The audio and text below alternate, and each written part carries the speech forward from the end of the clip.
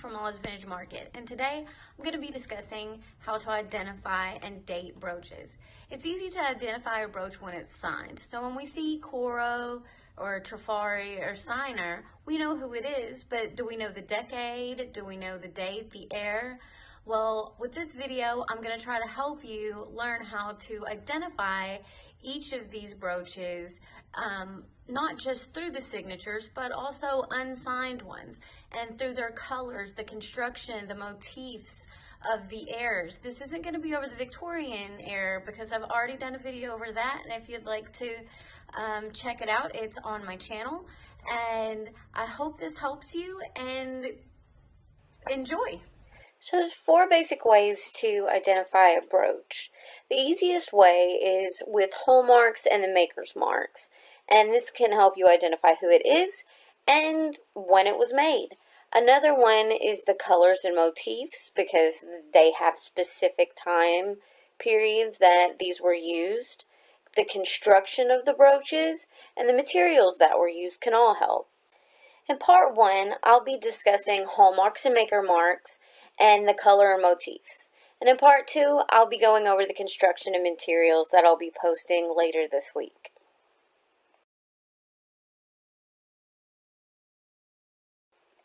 So now we're going to look at hallmarks and maker's marks. And first I want to let you know exactly what these are. Hallmark is actually the purity mark on a piece.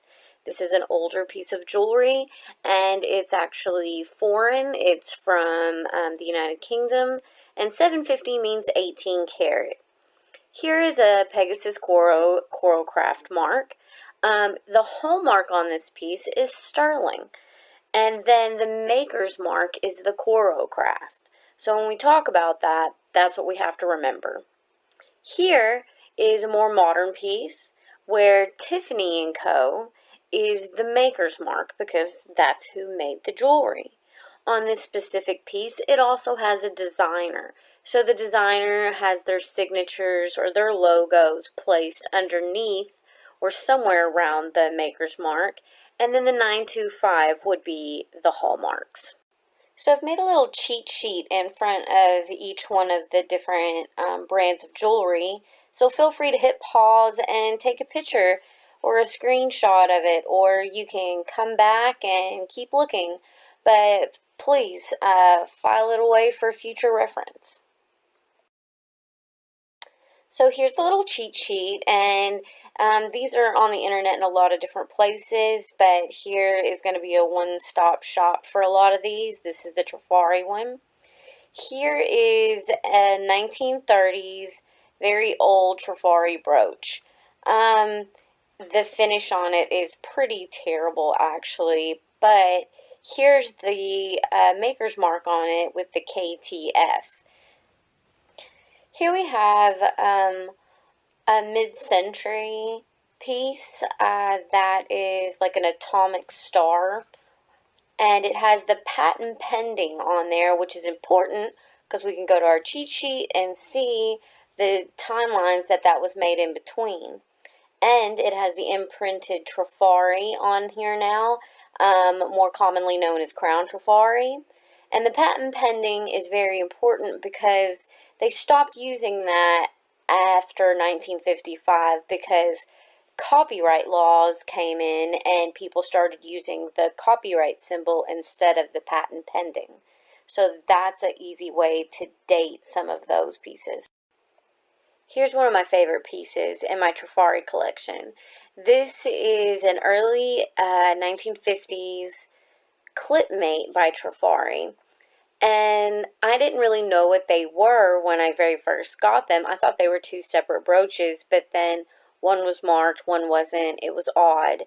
This is basically kind of like the duet of Trifari. So they're called clipmates. And this little fold-out lever will push out to release a little latch that will actually go into the nook of this other one. And then it folds over and it clasps very securely. And you can wear it as one brooch. It's just phenomenal. Here's a close-up of the mark. It's the Crown Trifari mark. There's no patent pending or copyright on it. So here's a great amber yellow color flower. It's multi-layered. We go look at the back and we can see that it's still a crown Trifari, but now we have a copyright symbol. And that's important because we know this has to be after 1955. So here's the cheat sheet for Marcel Boucher. I hope I'm saying that right. I have two examples here. One is a mid-40s example, and the other one is a more modern example.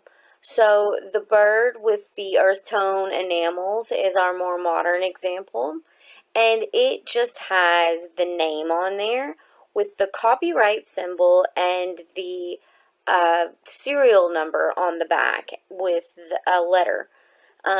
Here is a sterling piece, and it has an M and B intertwined with the Phrygian cap on top of it.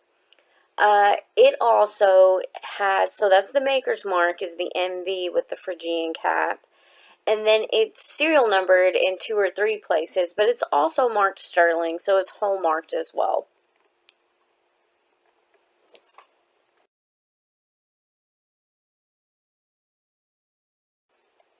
Here is a cheat sheet that correlates with the dates for Coro and their marks.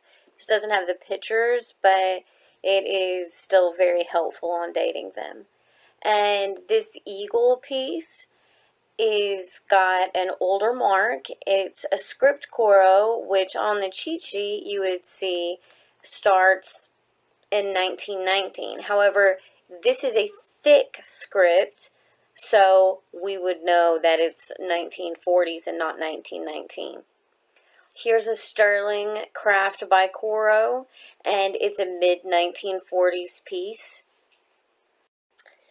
Here's a molded stone piece, and this actually has the Pegasus Coro mark. So there's a Pegasus horse beside Coro, and this has the round spot in front of it is also the copyright mark.